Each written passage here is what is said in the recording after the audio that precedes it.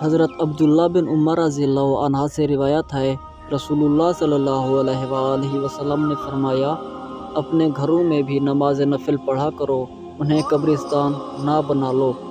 سنن نسائی حدیث نمبر 1599۔ حضرت ابوذر رضی اللہ عنہ سے مروی ہے، نبی صلی اللہ علیہ وآلہ وسلم نے فرمایا، 3 قسم کے آدمی وہ ہیں جن سے اللہ تعالیٰ کو محبت ہے۔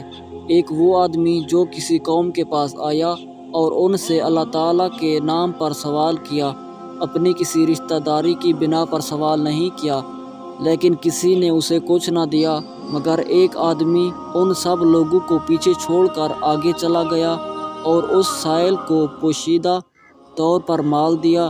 اس کے اس عطیے کا کسی کو علم نہ ہوا سوائے اللہ تعالیٰ کے اور اس شخص کی جس کو اس نے دیا۔ اور ایک وہ شخص کہ کچھ لوگ ساری رات چلتے رہے حتیٰ کہ جب نیند ان کو ہر چیز سے زیادہ پیاری لگنے لگی تو وہ اترے اور سو گئے، مگر وہ شخص کھڑا ہو کر میرے سامنے گڑ گڑانے لگا اور نماز میں میری آیات پڑھنے لگا۔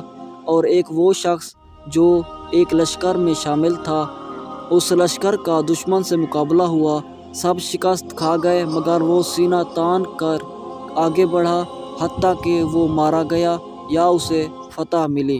سنن نسائی حدیث نمبر 1616۔ رسول اللہ صلی اللہ علیہ وآلہ وسلم نے فرمایا، تم میں سے کوئی جمعہ کے دن روزہ نہ رکھے الا یہ کہ وہ اس سے پہلے یا اس کے بعد بھی روزہ رکھے۔ جامع ترمذی حدیث نمبر 743۔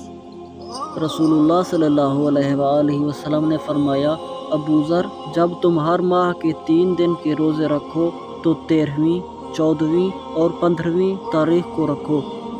جامع ترمذی حدیث نمبر 761۔ رسول اللہ صلی اللہ علیہ وآلہ وسلم ہر ماہ کے شروع کے 3 دن روزے رکھتے اور ایسا کم ہوتا تھا کہ جمعہ کے دن آپ روزے سے نہ ہوں۔